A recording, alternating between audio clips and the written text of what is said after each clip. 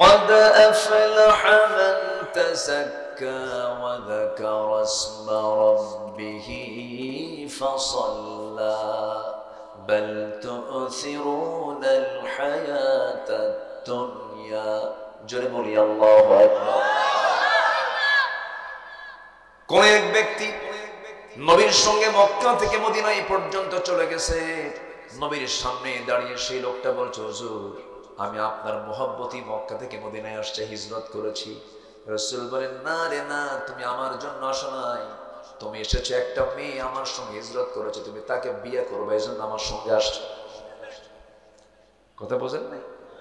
এই যে বুখারীর যে প্রথম হাদিসটা, এই হাদিসের প্রেক্ষাপট কিন্তু এটা। একটা হাদিস আমাকে দারুণ চিন্তায় ফেলে দেয়। সিয়াসিত্তের হাদিস, খুব গুরুত্বপূর্ণ হাদিস। হাসরের ময়দানে বহু আলেম ধরা খেয়ে যাবে, বহু দানবীর ধরা খেয়ে যাবে, হাফেজে কোরআন ধরা খেয়ে যাবে, শহীদ ধরা খেয়ে যাবে।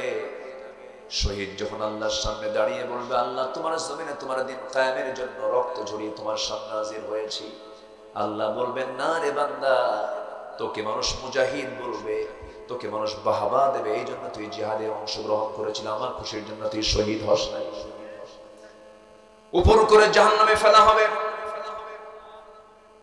দানবীর বলবে, আল্লাহ তোমার জন্য তোমার পথে দান করেছি, দ্বীনের জন্য দান করেছি, মসজিদের জন্য দান করেছি, তোমার পথে আমি তোমার খুশির জন্য দান করেছি। সেদিন আল্লাহ বলবেন, ও দানবীর, পৃথিবীর মানুষ তোমাকে দানবীর বলে সম্বোধন করবে, তুমি দারুণ খুশি হবে, মানুষের বাহবা নেওয়ার জন্য তুমি দানগুলো করেছো, আমার খুশির জন্য করো নাই।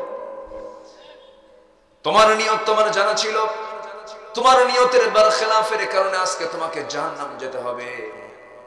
আলেমকে বলা হবে, তুমি ইলম অর্জন করেছো কিসের জন্য? বলো, আল্লাহ তোমার খুশির জন্য ইলম অর্জন করেছিলাম। না না, জনগণ তোমাকে আলেম বলবে মানুষের খুশির জন্য। জনগণের মধ্যে বিভ্রান্ত সৃষ্টি করেছো, বিভিন্ন ভুলভাল ফতোয়া দিয়েছো। দুনিয়ার মানুষ তোমাকে সারা জীবন আলেম মনে করেছে, কিন্তু তোমার নিয়তের বিশুদ্ধতার দ্বারা অভাব ছিল। আজকে তোমাকে উপর করে জাহান্নামে আমি আল্লাহ নিক্ষেপ করলাম। যেরকম নাউজুবিল্লাহ। এই হাদিসটা আমি অন্তত দিনে কয়েকটা বার আমি ভাবার চিন্তা করি, কারণ নিয়ত যার সহি হবে না, নফস যার শুদ্ধ হবে না, তার কোন আমল আল্লাহর দরবারে মঞ্জুর হবে না। এই জন্য সবার আগে কি ঠিক করতে হবে? এই যে এটা কোথায় কি ঠিক করতে হবে? নফস। নফস কোথায়? কলব কোথায়? কিছু কিছু এখন তো ব্যাখ্যা দিচ্ছে, অনেকে বলে যেন কলব নাকি মাথায়। এই উল্টা পাল্টা এগুলো চিন্তা ভাবনা কেন যে আমনে আসে? রাসূল বললেন, আত্তাকওয়া হা হুনা, আত্তাকওয়া হা হুনা। তাকওয়াটা এই জায়গায়। তাকওয়া কোথায়? এই জায়গায়। আল্লাহ রাব্বুল আলামিন সূরা নাসের মধ্যে বলেছেন, সূরা নাস আমার সঙ্গে যারা পারেন বলেন, কুল আউযু বিরাব্বিন নাস মালিকিন নাস ইলাহিন নাস মিন শাররিল ওয়াসওয়াসিল খান্নাস আল্লাযী ইওয়াসওয়িসু ফি কুলুবিন নাস। ভুল কইছি? ভুল কইছি না? কুলুবিন নাস তো হবে না, সুদুরিন নাস হবে। সুদূর মানে হলো বুক। কলবের দরজা, কিসের দরজা বলেন? কলবের দরজা হলো বুক। বুকের ভিতরেই হলো কলব।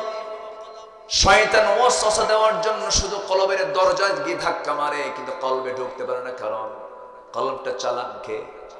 ইয়া মুকাল্লিবাল কুলুব সাব্বিত কলবি আলা দীনিক। কলবের দরজা হলো সদর, অতএব কলবটা হলো বুকে। আত্তাকওয়া হা হুনা, আলা ইন্না ফিল জাসাদি লামুদগাতান ইযা সালুহাত সালুহাল জাসাদু কুল্লু ওয়া ইযা ফাসাদাত ফাসাদাল জাসাদু কুল্লু আলা ওয়াহিয়াল কলব। রাসূল বলেছেন, শোনো, দেহের মধ্যে গোশতের টুকরা একটা আছে, সেই গোশতের টুকরা যদি ঠিক থেকে যায় সব ঠিক থেকে যাবে, সেই গোশতের টুকরা যদি ব্যাঠিক হয়ে যায় সব ব্যাঠিক হয়ে যাবে। আলা ওয়াহিয়াল কলব, সাবধান, সেটা হলো কলব। জোরে বলেন সুবহানাল্লাহ। এই জন্য কলবের ট্রিটমেন্ট করার দরকার আছে না নাই? আসতে বলবেন না, আছে না নাই? ডাক্তার মহোদয় তারা চিকিৎসা করেন হলো দেহের ট্রিটমেন্ট, আর রুহের ট্রিটমেন্টের জন্য হলো কোরআন। যেরকম সুবহানাল্লাহ। রুহের ট্রিটমেন্ট কি? কোরআন। পৃথিবীর কোন ডাক্তার মানুষের রোগ সারাতে পারে না, কোন রুহের রোগ সারাতে পারে না। সাইকের ডাক্তার কিছু ওষুধ দেন, কিন্তু বলেন এখানে ঘোরেন, ওখানে ঘোরেন, এখানে চলেন, মনটা ফ্রেশ রাখার চেষ্টা করেন, হয়তো কিছু ওষুধ তারা দিয়ে দেন। সাইকোলজিক্যাল যে প্রবলেম, মানসিক যে সমস্যা, রুহের যে সমস্যা, এই ট্রিটমেন্ট করার জন্য একমাত্র আল্লাহ দিয়েছেন বান্দার জন্য তার নাজিল করা কোরআন। জোরে কোন সুবহানাল্লাহ। ওয়ানুনাজ্জিলু মিনাল কুরআনি মা হুয়া শিফা, মা হুয়া শিফা। আমি কোরআন নাজিল করেছি বান্দার শিফার জন্য, আরোগ্য করে। আল্লাহু আকবার। আমার বন্ধুগণ, আজকে আমার সাবজেক্ট হলো আমরা সফল হব কেমনে। যার 10টা বাড়ি আছে, ব্যাংকে 1000 কোটি টাকা আছে, 200 বিঘা জমি আছে, 300 বিঘা লিচুর বাগান আছে, 500 বিঘা অমুক জমি আছে, সে সফল না। না, আল্লাহ বলছেন সফল কারা? সফল তো তারাই যাদের মধ্যে 1 নাম্বার গুণ হলো যারা নফসের শুদ্ধতা আনতে পেরেছে, নফসটাকে যে ফ্রেশ রাখতে পেরেছে। নফস তো খারাপ কিছু চায়, নফস তো ভালো কিছু চায় না। নফসের কামনা হলো খারাপ, নফস কখনো ভালো কিছু চায় না। আমার বন্ধুগণ, নফস ভালো মন্দ বিচার করে না, নফস যা চায় তাই পেতে নেয়। আমার বন্ধুগণ, যদি কেউ আম চুরি করে খায়, চুরি করা আম মনে হয় টক লাগে নাকি? চুরি করা আম কি টক লাগে? আম যদি মিষ্টি হয়, চুরি করা আমও মিষ্টি, আর কেনা আমও মিষ্টি।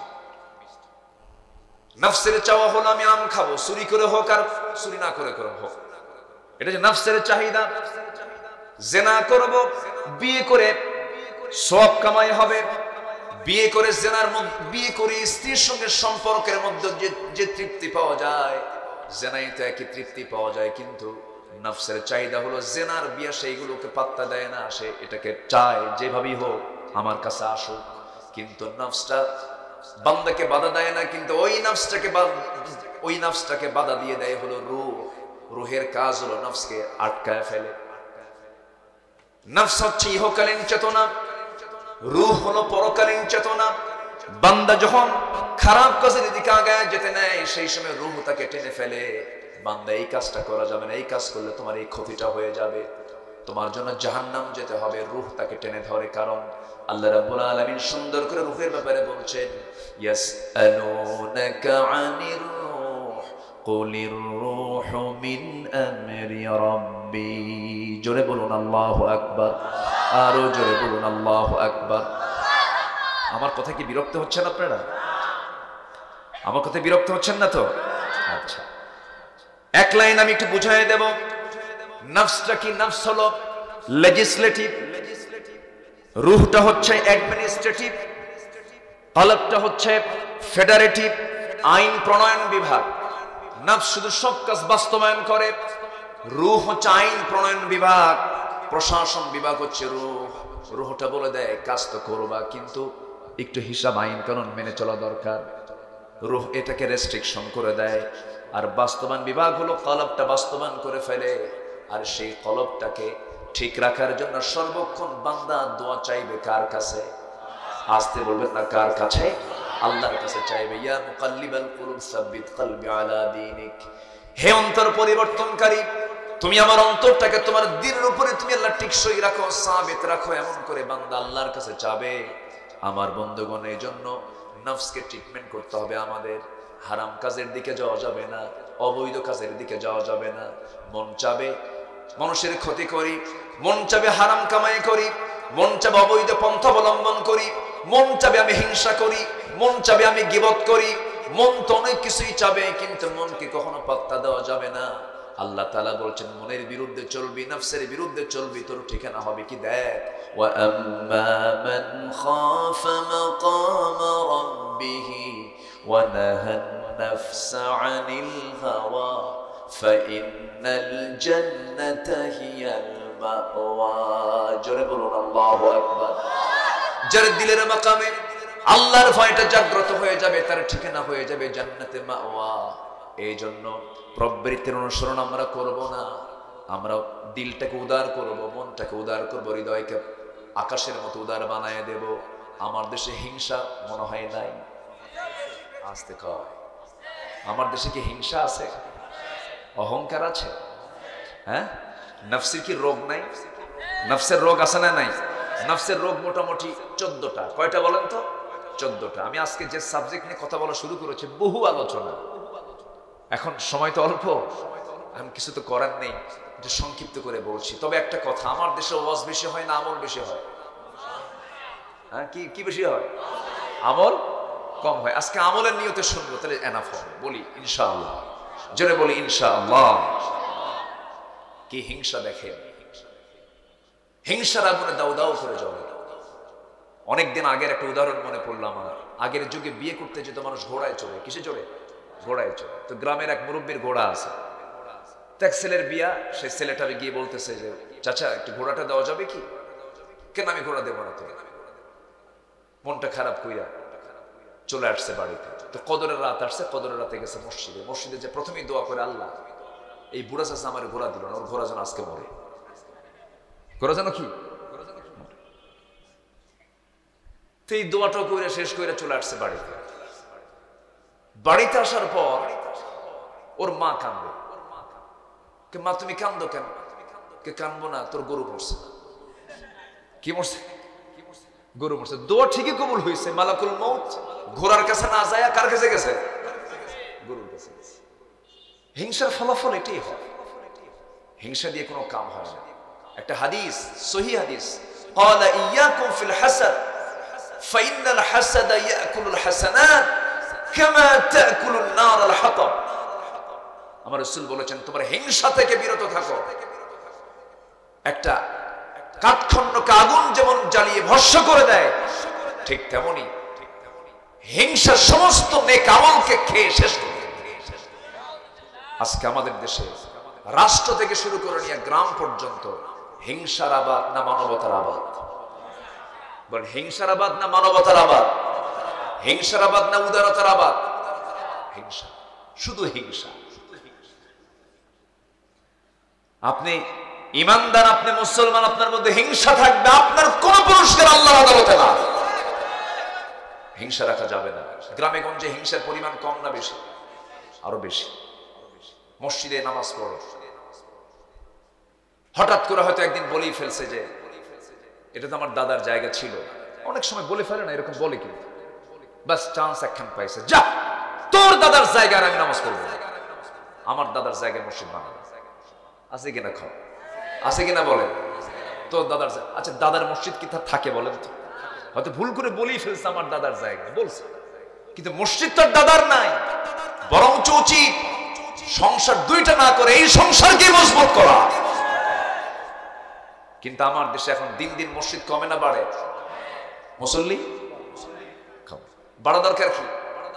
এই যে মসজিদ যে বাড়তেছে, এটা কি মানবতায় না হিংসা? হিংসাই। এত মসজিদ দেশে, সব টাইলস ওয়ালা মসজিদ, কিন্তু আমার নবীর মসজিদ কি টাইলস ছিল? কোন কলাম ছিল? খেজুর গাছের গুল দিয়া আর পাতা দিয়ে বানানো, দুজন এতিমের কাছ থেকে নেওয়া আমার নবীর ছোট্ট মসজিদ, মসজিদ নববী। বেলাল আযান দিতেন ভাঙ্গা ভাঙ্গা কণ্ঠে, আর শাহিন শুয়ে গেছে, তাদের আযান, তাদের নামাজ জান্নাত পর্যন্ত পৌঁছে গেছে। কেন জানেন?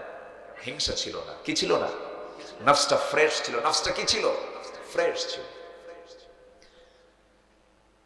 নফসের কিছু রোগ আছে, ব্যাখ্যামূলক কথা আমি বলতে পারলাম না। নাম্বার 1 হলো না, এক নাম্বার হলো নফসের রোগ হলো লোভ লালসা করা, অবৈধ লোভ লালসা করা। নাম্বার 2 হলো অতি লোভ করা, অতি আশা করা। নাম্বার 3 হলো ক্রোধ এবং বেশি রাগ যারা দেখাবে, এগুলো নফসের রোগ। নাম্বার 4 হলো কিসবুন, মিথ্যা কথা বলা। নাম্বার 5 হলো গীবত করা। নাম্বার 6 হলো হিংসা করা। নাম্বার 7 হলো বুখল, কৃপণতা করা। নাম্বার 8 হলো লোক দেখানো কাজ করা, রিয়া উন্নাস। নাম্বার 9 হলো নিজের পছন্দই বড় পছন্দ মনে করা। নাম্বার 10 হলো কিবার করা, অহংকার করা। নাম্বার 11 হলো পরশ্রী কাতরতা করা। নাম্বার 12 হলো হুব্বে মাল, সম্পদের প্রতি অবৈধ মায়া মমতা এটা করা। নাম্বার 13 হলো সম্মানের লোভ করা, আমার সিয়ার দিল না, শুধুমাত্র পোস্টারের নাম নাই, মাহফিল বন্ধ করা ষড়যন্ত্র করে। আছে না নাই? আসতে বলবেন না, আছে না নাই?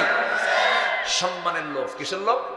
সম্মানের লোভ। ওর নাম আমার আগ দিয়ে দিছে, ওর নাম আমার পোস্টারের আগে, আমার নামের আগে ওর নাম দিছে, যা মাহফিল বন্ধ। এরকম বদমাইশ আছে না নয়? এই থামে, আমার ওয়াজ করতে দেয়। সম্মানিত ভাইরা, সম্মানিত বন্ধুগণ, আজকে যদি নফসের শুদ্ধতা, নফসের ট্রিটমেন্ট যদি আজকে আমার দেশে যদি থাকতো, নফসের চিকিৎসা নিয়ে যদি আজকে আমরা চলতাম, দেশের টাকা কি বিদেশে পাচার হয়? আজকে দেশের টাকা কি বিদেশে পাচার হয়? দেশের টাকা যারা বিদেশে পাচার করে তাদের মুখে দেশের মোহব্বতের কথা মানায় না, তাদের মানায় না। একটু কান লাগান, একটু মনোযোগ দিয়ে আমরা কথাগুলো শোনা।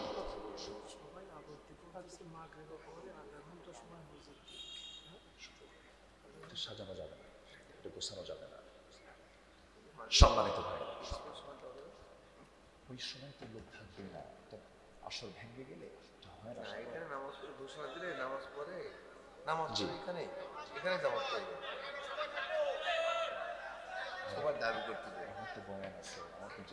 সম্ভব হয়। নামাজ তো এখানে হবে। জি, আমরা আছি তো, আমরা ইনশাআল্লাহ। একটু বসেন না, সমস্যা কোথায়? এটা ফয়সালা হবে তো ইনশাআল্লাহ। একটু বসেন। আমরা আমল করবো বেশি না ওয়াজ শুনবো বেশি? বলেন, আগে ওয়াজের দরকার না আমলের দরকার? হিংসা করা যাবে? অতিরিক্ত লোভ করা যাবে? কৃপণতা করানো যাবে? সম্মানের লোভের ঠেলায় আমার ওই পথ দিল না, ওরে গুলি করে মার, আছে না? আছে কিনা বলেন? নাটোরের ইতিহাস আছে না নাই?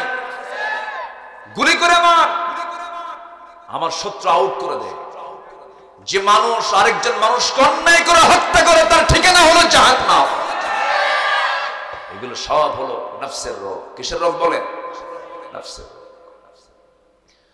আমার বন্ধুগণ, নফসের ট্রিটমেন্ট আমরা করব, নফসকে আমরা পরিশুদ্ধ করব।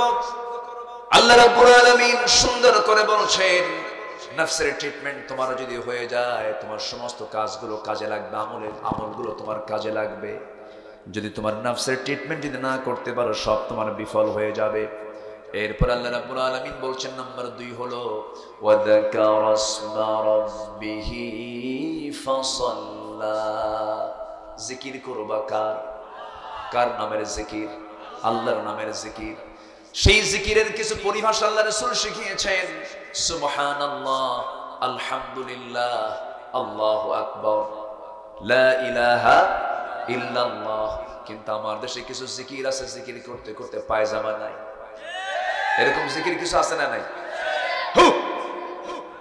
আছে কিনা বলেন? বারবার আপনি আল্লাহ আল্লাহ বললেন, সমস্যা নাই। ডাক্তার মহোদয়ের নামটা আমি যদি বারবার বলি তিনি বিরক্ত হয়ে যাবেন। বারবার বললে পরে তার কাছে বিরক্তি চলে আসবে। আল্লাহ তাআলার নাম আমরা বারবার নেব না কেন, কিন্তু পরিপূর্ণ অর্থ সহ যদি নামটা নিয়ে ফেলে আল্লাহ তাআলা আরো বেশি খুশি হবেন। আল্লাহকে সুবহানাল্লাহ, আল্লাহকে আল্লাহু আকবার, আল্লাহকে লা ইলাহা ইল্লাল্লাহ। পরিপূর্ণ অর্থবোধক বাক্য দিয়ে আল্লাহর নামটা ডাকলে পর আল্লাহ তাআলা বেশি খুশি হয়ে যান। তোমরা আল্লাহর নামের জিকিরটা তোমরা করবে। এরপর আল্লাহ রাব্বুল আলামিন বান্দাকে বলছেন, জিকির যে তুমি করবা, জিকিরের কিন্তু একটা বিশাল ব্যাখ্যা আছে। আমরা অনেকে জিকির মনে করি হালকা জিকির, ভারী জিকির। আল্লাহর নাম ঘন ঘন নেওয়া এটা ভুল কথা। শুধু এটার নাম জিকির নয়। যে কিতাব আমরা শুনতে এসেছি, যেই কিতাবের আলোচনা আজকে শুনতে এসেছি, এই কিতাবের নামও জিকির। এই কিতাবের নামও কি? জিকির। আল্লাহ রাব্বুল আলামিন বলেন, فَأَيْنَ تَذْهَبُونَ إِنْ هُوَ إِلَّا ذِكْرٌ لِلْعَالَمِينَ لِمَنْ شَاءَ مِنْكُمْ أَنْ يَسْتَقِيمَ وَمَا تَشَاءُونَ إِلَّا أَنْ يَشَاءَ اللَّهُ رَبُّ الْعَالَمِينَ। বান্দা তুমি কোথায় দৌড়াও, কোন দিকে দৌড়ান? সবচেয়ে বড় জিকির হলো কোরআন। কোরআনের জিকিরটা তুমি করো, কোরআনটা সুন্দর করে পড়ো। এর চাইতে বড় জিকির আর দুনিয়াতে নাই। জোরে বল সুবহানাল্লাহ। তাহলে জিকির মানে হলো আল্লাহর নামটা নিয়ে, আল্লাহর নাম অর্থবোধক নামটা নিয়ে আল্লাহর নামটা বলা। কোরআনের তেলাওয়াত করা এটাও জিকির। জিকিরের মোটামুটি 3 থেকে 4টা অর্থ আছে। আরেকটা অর্থ হলো জিকির মানে আমরা মসজিদে কিসের জন্য যাই? নামাজের জন্য যাই। এই নামাজকে আল্লাহ তাআলা এক জায়গায় জিকির বলেছেন। জোরে বলেন সুবহানাল্লাহ। নামাজ কি? জিকির। আল্লাহ রাব্বুল আলামিন বলেন, ইযা নুদিয়া লিস-সালাতি মিন ইয়াউমিল জুমআতি ফাসআউ ইলা যিকরিল্লাহি ওয়া যারুল বাই', যালিকুম খায়রুল লাকুম ইন কুনতুম তা'লামুন। জোরে বলুন আল্লাহু আকবার। যখন তোমাদেরকে নামাজের জন্য ডাকা হয়, সেই সময় তোমাদের দায়িত্ব হলো সব কাজ ফেলে রেখে দিয়া তোমরা আল্লাহর জিকিরের জন্য মসজিদে চলে যাবে। নামাজ শুরু হলো, এটা জিকির শুরু হয়ে গেল। আবার আল্লাহ বলছেন 4 নাম্বার জিকিরের অর্থ হলো, বান্দা তুমি যখন নামাজটা শেষ করলে, নামাজ শেষ করার সঙ্গে সঙ্গে যখন বাইরে বের হয়ে যাবে, ফাইদা কুদিয়াতিস সালাতু ফান্তাশিরু ফিল আরদি ওয়াবতাগু মিন ফাদলিল্লাহ ওয়াযকুরুল্লাহা কাসীরান লাআল্লাকুম তুফলিহুন। জোরে বলুন আল্লাহু আকবার। যখন তোমার নামাজটা আদায় হয়ে গেল, যখন তুমি অফিসে গিয়ে বসবে, বাজারে গিয়ে বসবে, ব্যবসায় গিয়ে বসবে, রাজনীতি করতে বসবে, পরিবার চালাতে যাবে, প্রশাসন চালাতে যাবে, সচিবালয় চালাতে যাবে, সব কিছুতে সেই সময় আমি আল্লাহ আমার জিকিরটা বেশি করে করবা, মানে আমার যে দেওয়া আইন কানুন যে বিধানগুলো আছে সেই বিধানগুলো তুমি তোমার জীবনে বাস্তবায়ন করবা। অর্থাৎ ব্যবসা করবে, হারাম দিবা না, লেনদেন করবা, মিথ্যা কথা বলবা না, ওজনে কম দিবা না। এটাই হলো তোমার জীবনের শ্রেষ্ঠ জিকির। জোরে বলুন সুবহানাল্লাহ। এটা কি জিকির? কষ্ট পাচ্ছেন আপনারা? আজান কয়টা? সময় তো এখনো বহু আছে। জি, সমস্যা নাই। আমরা যদি এখানে একটু এক্সটেন্ড করে আর 10টা মিনিট বাড়ায় দিই, হবে না ইনশাআল্লাহ? জি, জোরে বলে ইনশাআল্লাহ। একটু বসেন। 2টা অধিবেশন হয় না, 2 অধিবেশনে মাহফিলটাকে জমানো ওইভাবে যায় না। যারা আসছেন আলহামদুলিল্লাহ, আল্লাহ যা জুটাই দিবেন তাই তো আমাদের খুশি থাকতে হবে। বলি আলহামদুলিল্লাহ। তাহলে 1 নম্বর কাজ হলো সবকিছু শুদ্ধ করার আগে কি শুদ্ধ করতে হবে? বলেন কি? বলেন নফস। নফস খারাপ কিছু চায়। একজন নবীকে একজন মহিলা ঘরের মধ্যে তুলছিল, জানেন কি? সবাই জানেন না? কোন নবী বলেন তো? একজন মহিলা ঘরের মধ্যে তুলছিল, একদম দরজা টরজা লাগায় দিয়ে, 12টা দরজা লাগায় দিয়ে, একদম লকআপ দিয়ে বলতেছে, ইউসুফ তুমি কি জানো একটা পিঁপড়াও আমাদের খবর জানে না, কেউ জানবে না, কিন্তু তুমি কি জানো ইউসুফ আমি তোমাকে খুব পছন্দ করি, খুব ভালোবাসি। এই মোহাব্বতটা ছিল কি 2 পক্ষের না 1 পক্ষের? বলেন 2 পক্ষের না 1 পক্ষের? তাহলে যে বন্ধু ইউসুফ হইয়া আমি জুলেখারে থইয়া কেমন করিয়া ছুটতে যায়, ফাইটতে যায়, এই যে শিল্পীটা গান গায় সেটা কি নবীর বিরুদ্ধে একটা মারাত্মক মিথ্যা অপবাদ চাপিয়ে দেওয়া নয়? যে বন্ধু ইউসুফ হইয়া আমি জুলেখারে থইয়া কেমন কইরা ছুটতে যায়, ফাইটতে যায়। অবশ্যই শিল্পীটা এবার আর চান্স পায়নি মনে হয় না। 15 বছর খুব গান গাইছিল, খুব গান গাইছিল। সে স্বপ্নেও ভাবে নাই যে আমার এরকম পতন হবে। সম্মানিত ভাইয়েরা, ইউসুফ তো প্রেম করেননি। ইউসুফ প্রেম করেছেন কার সাথে? আচ্ছা, বিয়ের আগে কি প্রেম হয় না জেনা হয়? বিয়ের পরে কি হয়? তো প্রেম কয় কাকে? ওনা ওকে খুব ভালোবাসে, প্রেম করে, ওরা দুজন প্রেম করে। প্রেম করে না, জেনা করে, জেনা করে, জেনা করে। কিসের প্রেম এটা? এই শব্দ ভুল। বিয়ের আগে কোনো প্রেম নাই। বিয়ের আগে কি কলেজের ক্যাম্পাসে, ভার্সিটির ক্যাম্পাসে, স্কুলের ক্যাম্পাসে শিক্ষকদের নাকের ডগায় হরদম চোখের জেনা, গায়ের জেনা, মনের জেনা হচ্ছে, ঠিক কিনা? কিসের এগুলো? এগুলো সব জেনার কাজ হচ্ছে। এগুলো বন্ধ করতে কোনো সময় লাগতো না।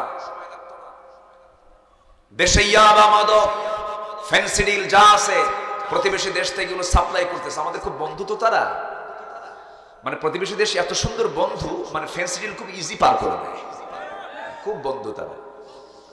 ইয়াবা পার করে দেয় কেন? এই যুব সমাজকে, এই দেশকে ধ্বংস করার জন্য যুব সমাজ আগে ধ্বংস করা দরকার। তাদের পরিকল্পনা এটা। ওই টোপে গিল না যুবক, তোমার জীবন নষ্ট করো না, কোন নেশার দিকে পা দিবা না। পুলিশ যদি ইচ্ছা করে, প্রশাসন যদি ইচ্ছা করে, 3 দিনে দেশকে ইয়াবা মুক্ত করা সম্ভব। কিন্তু যে সরিষা দিয়ে আপনি ভূত তাড়াবেন, সরিষার মধ্যে কি করবেন? তবে অন্যের বিরুদ্ধে আমাদের মোকাবেলা করার দরকার আছে না নাই? বাতিলের বিরুদ্ধে মোকাবেলা করার দরকার আছে না নাই? ইমানদার কখনো বসে থাকে না, ইমানদার বাতিলদের মোকাবেলা করে। রাজি আছেন কারা কারা? হাত উঁচু করে দেখা।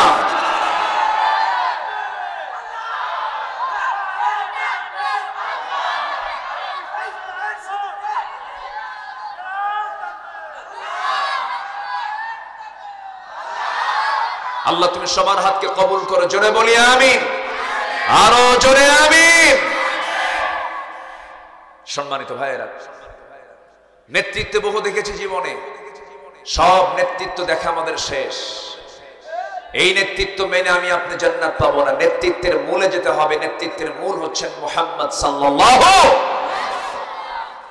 যে নেতা আগে রক্ত ঝরান, আর আমার দেশের নেতাগুলো অনলাইনে নাই, সব কোথায়? অনলাইন। আমার নবীজি বদরের প্রান্তরে শেষ কাতারে না প্রথম কাতারে? ওহদের ময়দানে শেষ কাতার না প্রথম কাতার? হিজরতের রাতে শেষ কাতার না প্রথম কাতার? খন্দকের যুদ্ধে আমার নবীজি 1 দিন নয়, 2 দিন নয়, 3 দিন নয়, 4 দিন না খাওয়া, অস্ত্র দিতে, যুদ্ধ করতে সব টাকা পয়সা শেষ। বদর 1 বছর পরে, উহুদ 1 বছর পরে আবার খন্দক। মানে যুদ্ধ চলছে। যুদ্ধ বিধ্বস্ত দেশে কি অর্থনীতি টিকে থাকে? ভেঙ্গে যায়।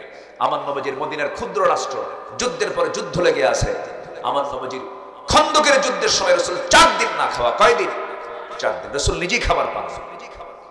এক সাহাবী রাসূলকে খুব মহব্বত করতেন। আস্তে করে নবীর কাছে এসে দেখেন আমার নবীজির পেটটা ফুলা ফুলা। হাত দিয়ে দেখেন নবীজির পেটে পাথর বাঁধা। কি বাঁধানো বলে? পাথর বাঁধা। সাইয়েদনা জাবির বলছেন, ইয়া রাসূলুল্লাহ,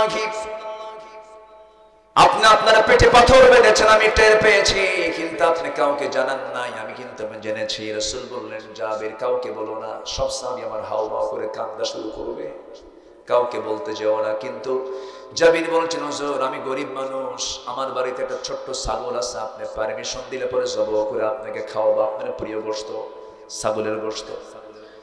ঠিক আছে জাবির, চলে যাও। 5-6 কেজি ওজনের ছাগলটা জবাই করে বউটাকে বললেন, সুন্দর করে রান্না বান্না করো, জীবনের শ্রেষ্ঠ দিন আজকে আমার। রাসূল আমার বাড়িতে তাশরীফ আনবেন। রান্না বান্না হয়ে গেছে। বউ স্বামীকে বলছেন, জাবির রাসূলকে তুমি কানে কানে দাওয়াত দিয়ে নিয়ে চলে আসবে, সবাই জানলে কিন্তু আমরা মেহমানদারি করতে পারবো না, ছোট্ট ছাগল তো। সাইয়েদনা জাবির আস্তে করে গিয়ে নবীর কানে কানে বলছে, হুজুর 2-1 জনকে সঙ্গে করে আমার বাড়িতে চলুন, দাওয়াত তো আছে আপনার। আমার নবীজি শুনলেন, শুনে মুস্কি হাসি মেরে দাঁড়ায় গিয়ে হাত উঁচু করে বলছে, সাহাবীরা শোনো, জাবির দিয়েছে আমাকে তার বাড়িতে দাওয়াত, আর আমি রাসূল দিলাম তোমাদের সবাইকে জাবিরের বাড়ির দাওয়াত। জোরে কোন সুবহানাল্লাহ। বলেন তো এখন কি শুধু বিপদ না বড় বিপদ? যে দাওয়াত দিছে তার কি বিপদ না? এটা চরম টেনশনে পড়ে গেছেন সাহাবী জাবির। সাইয়েদনা জাবিরের মুখটা ছোট হয়ে গেছে। রাসূল বলেন, জাবির তোমার মুখটা ছোট হলো কেন? কি হয়েছে বলো? হুজুর কাম তো সারা মাত্র 5 কেজি, এত লোককে আমি কেমন করে খাওয়াবো? রাসূল বললেন, বান্দা যা রিজিকের দায়িত্ব তার। জোরে কোন সুবহানাল্লাহ। রাসূল সাইয়েদনা জাবিরকে খুব পছন্দ করতেন। মদিনার বাহির থেকে একদিন উটের পিঠে চড়ে সবাই আসতেছিলেন। সবচেয়ে বুড়া উটটা ছিল সাইয়েদনা জাবিরের। সবাই উটটা জোরে জোরে নিয়ে সবাই মদিনা পর্যন্ত পৌঁছে যাচ্ছেন, কিন্তু সাইয়েদনা জাবির সবার পিছনে পড়েছেন। এবার জাবির বলছেন, হুজুর সবার উট তো আগে আগে, আমার উট তো বুড়া, আমি তো আগে যেতে পারি না, একটু দোয়া করে দেন। আমার নবীজি তার হাতের লাঠি দিয়ে একটা ঘুতা মারলেন উটের গায়ে। উটটা তাজা হয়ে এমন জোরে দৌড় মারলেন, সবার উটটা পিছনে ফেলে জাবির সবার আগে মদিনায় পৌঁছে গেছে। রাসূল বলেন, জাবির উট তো পাইছো, এখন তাজা, উটটা বেচবা নাকি? আমি কিনে নেব। হুজুর আপনি যদি কিনেন আমি দিয়ে দেব। আমার রাসূল তাকে উটের টাকা দিয়ে দিলেন। উটটা হাতের মধ্যে নিয়ে, লাগামটা হাতের মধ্যে নিয়ে বলছে, যাবে আমি তোমাকে খুব না পছন্দ করি, আমি তোমাকে উটও দিলাম, টাকা যে দিয়েছো সেই টাকাটা আমি তোমার হাতে ফেরত দিয়ে দিলাম। খুব ভালোবাসতেন। আমার নবীজি, সেই নবীজি জাবিরের বাড়িতে দাওয়াত খেতে গেছেন। সাইয়েদনা জাবির রাদিয়াল্লাহু তাআলা আনহু বাড়িতে গিয়ে বউকে বলছে, বউ আমার কাম তো সারা কেন? 5 কেজি ওজন ছাগল, সাহাবী হলো 600। কয়শো? 600। এই কি হইছে? লাইট জ্বালাতে হবে নাই? লাইট জ্বালাতে হবে না, বসেন। সব আপনার দিকে চেয়ে থাকবে, আপনি বসেন না, সবাই দেখা যাচ্ছে। দেখা যাচ্ছে, আমার দেখতে পাচ্ছেন আপনারা? থাক, সমস্যা নেই। কি শুধু কানেকশনটা লাগাই দিবেন? আমার বন্ধুগণ, সাইয়েদনা জাবির রাদিয়াল্লাহু তাআলা আনহু বউকে যখন এই কথা বলেন, বউ বলছে, আপনি কি কানে কানে বলেন? কানে কানে বলছে ঠিক, কিন্তু কাম হয় না। রাসূলুল্লাহ হাটে হাড়ি ভেঙেছেন, সবাইকে দাওয়াত দিয়েছেন। এবার বউ বলছে, আমার স্বামী, আপনি চিন্তা করবেন না। নবীজি তার বরকতি মুখে যখন বলি ফেলেছেন, চিন্তা করবেন না, আমার স্বামী বান্দা, যার রিজিকের দায়িত্ব তার। জোরে বলেন সুবহানাল্লাহ, আল্লাহু আকবার। এই বিশ্বাস কি আমাদের আছে? এই বিশ্বাস কি আমাদের আছে? আমাদের খাওয়ানকে পৃথিবীতে বেশি খায় মানুষ না অন্য প্রাণী? মানুষ কি বেশি খায় না অন্য প্রাণী বেশি খায়? জলভাগের প্রাণী তো বেশি খায়। আমরা আর কি খাই? অথচ মানুষ সবচেয়ে কম খায়। এরপরেও পৃথিবীতে মানুষের জন্য খাদ্য গুদাম আছে, কোন প্রাণীর খাদ্য গুদাম নাই। খাদ্য গুদাম থাকার পরেও চোর আছে না নাই? খাদ্যের সংকট আছে না নাই? খাদ্যের কোন সংকট আমার দেশে থাকতো না যদি বন্টনের যদি সংকট না হতো। সংকট হলো বন্টনের। কিসের সংকট? বন্টনের সংকট। বিধবা ভাতা, বয়স্ক ভাতা গভর্নমেন্ট দেয়, ভালো, এটা ভালো উদ্যোগ। কিন্তু বিধবা ভাতার তালিকায় হলো তাজা চেয়ারম্যানের বউ, বুঝেন না? তাহলে এটা তো বন্টন হলো না। আমার রাসূল সাইয়েদনা জাবিরের বাড়ির দরজায় গিয়ে দাঁড়ালেন। জাবির, তুমি কোথায়? হুজুর, আমি সামনে, এই যে চলে আসছি। তুমি কি চিন্তা করতেছো? কোনো চিন্তা নাই তোমার। আমার সাহাবীরা না খাওয়া, আমিও না খাওয়া, 4টা দিন 4টা রাত। টেনশন করো না। ও জাবির, তোমার বউকে বলো হাড়ির যেন ঢাকনা না টান দেয়, রুটির ঢাকনা যেন না টান দেয়। আমি নিজে রাসূল নিজে বন্টন করব। আমার নবীজি 600 সাহাবীকে নিজের হাতে বন্টনের দায়িত্ব নিলেন। যে লোকগুলো খাবার বন্টন করে তাদেরকে এলাকায় কি বলে? কি বলে? খাজেনদার। আচ্ছা, খাজেনদার। রাসূল খাজেনদারের দায়িত্ব পালন করেন। আল্লাহু আকবার। হাদিসে আসছে 600 সাহাবী 5 কেজি 6 কেজি ওজনের ছাগল আর রুটি 600 সাহাবীর মাঝে রাসূল অনায়াসে বিতরণ করলেন। সাইয়েদনা জাবিরের বাড়ির এক চুল পরিমাণ গোশত কমে নাই। যেরকম আল্লাহু আকবার। আল্লাহ যদি কাউকে বরকত দেন, তার বরকত কখনো নিঃশেষ হতে পারে। আমরা আস্থা রাখবো কার উপরে? আল্লাহর উপরে। সম্মানিত ভাইয়েরা, 4টা কাজ। নফসের শুদ্ধতা আনবো, জিকির করব। নাম্বার 3 হলো আমরা সালাত পড়বো আর নামাজ পড়বো। কার মহব্বতে? 5 ওয়াক্ত নামাজ পড়বেন কারা কারা? একটু হাত তুলে দেখেন তো দেখি। জোরে বলি, ইয়া আল্লাহ, ইয়া রহমান, আমাদেরকে 5 ওয়াক্ত সালাত আদায় করার তৌফিক তুমি আল্লাহ দিয়ে দাও। জোরে বলি আমিন। আরো জোরে আমিন। হাত নামান। সম্মানিত ভাইয়েরা, আপনারা কষ্ট পাচ্ছেন না তো? এত সুন্দর মানুষ, আপনারা যেরকম চালাক তা তো বুঝি নাই। লোকজন আসলো কিন্তু আসলো পরে। জুমার দিন আজান হয় 12:30টায়, আর মুসল্লি হাজির হয় 1:29 29 সেকেন্ড। এটা ঠিক না। আমরা একটু আগে আসলে আমার অনেক ভালো হতো। যাই হোক, আমরা আসছি আলহামদুলিল্লাহ।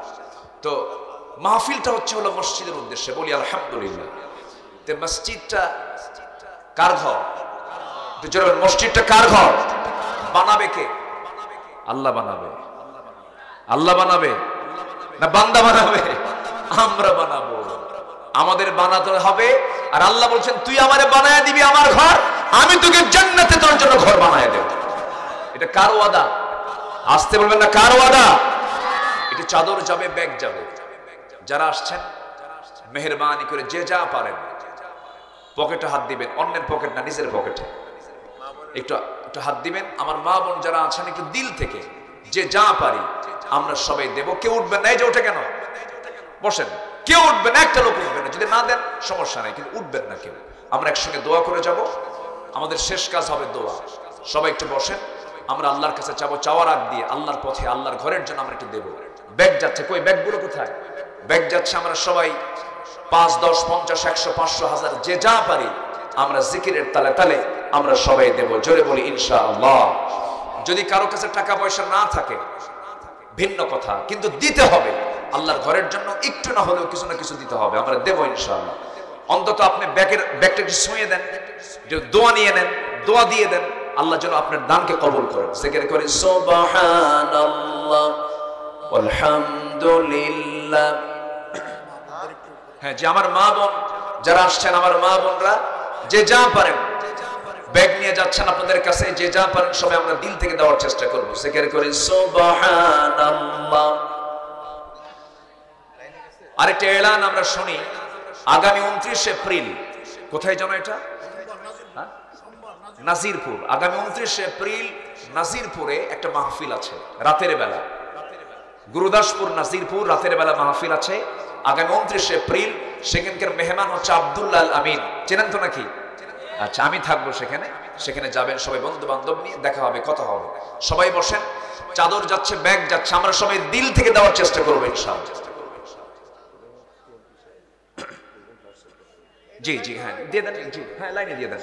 আমাদের এই আসনের নবনির্বাচিত এমপি মহোদয়, নতুন এমপি, তিনি নতুন হয়েছেন, তিনি একটু ভার্চুয়াল একটু কথা বলতে চান। জি, আর আমরা কেউ উঠবো না, এটা সেজদার জায়গা, কিন্তু এটা ঈদগাহ মাঠ। জি, আমরা সবাই বসি, জি ইনশাআল্লাহ, আমরা কেউ যাবো না। জিকির করে সুবহানাল্লাহ।